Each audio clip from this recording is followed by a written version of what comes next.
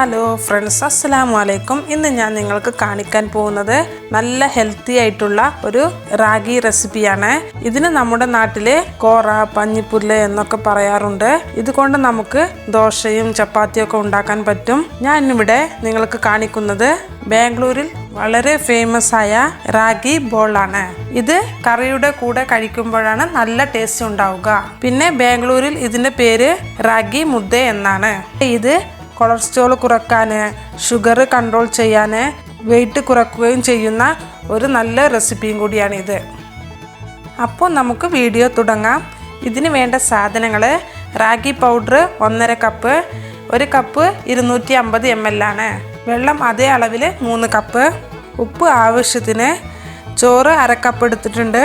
ഇത് നല്ലൊരു ടേസ്റ്റ് കിട്ടാൻ വേണ്ടിയാണ് ചേർക്കുന്നത്. നെയ്യ് 1 സ്പൂണ്. ഇത് ചേർത്ത് കഴിഞ്ഞാൽ നല്ല സോഫ്റ്റ് ആവുകയും ചെയ്യും. ഫസ്റ്റ് നമുക്ക് റാഗി പൊടി ഇതുപോലെ ഒരു അരിപ്പയിൽ അരിച്ചെടുക്കണം.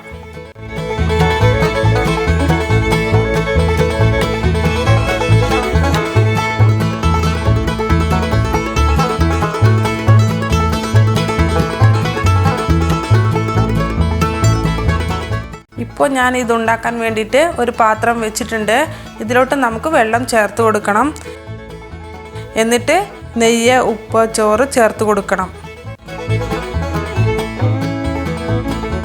ഇനി ഇത് നല്ല പോലെ തിളച്ച് വരണം. ഇപ്പോൾ വെള്ളം നല്ല പോലെ തിളച്ച് വന്നിട്ടുണ്ട്. ഇനി നമുക്ക് റാഗി പൗഡർ ചേർത്ത് കൊടുക്കാം.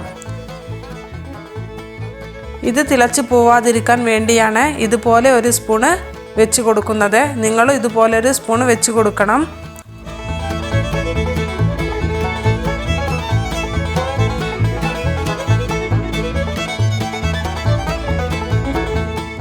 എന്നിട്ട് തീ കുറച്ച് വെച്ചിട്ട് ഒരു 5 മിനിറ്റ് നല്ല പോലെ ഇളക്കി വേവിച്ചെടുക്കണം.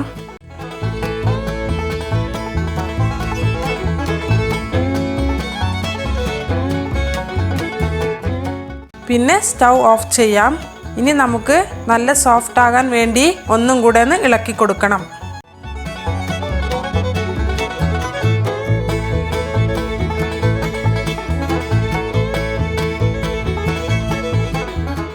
ഇനി നമുക്കൊരു ബൗൾ എടുത്തിട്ട് ഇതിൽ കുറച്ച് വെള്ളം തടവി കൊടുക്കണം.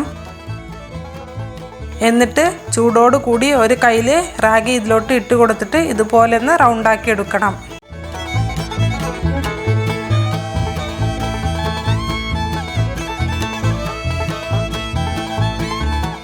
ഇല്ലെങ്കിൽ ഇതുപോലെ കുറച്ച് വെള്ളം എടുത്തിട്ട് ചൂടോട് കൂടി റൗണ്ടാക്കി എടുക്കാം. ഇപ്പോൾ ഞാൻ എല്ലാം ഇതുപോലെ റൗണ്ടാക്കി എടുത്തിട്ടുണ്ട്.